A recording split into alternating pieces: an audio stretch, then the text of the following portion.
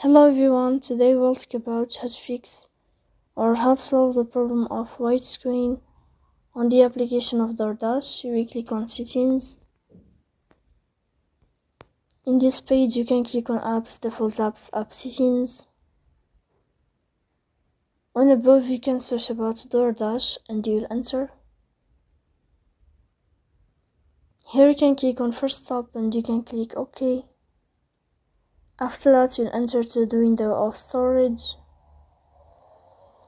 Here you can click clear cache.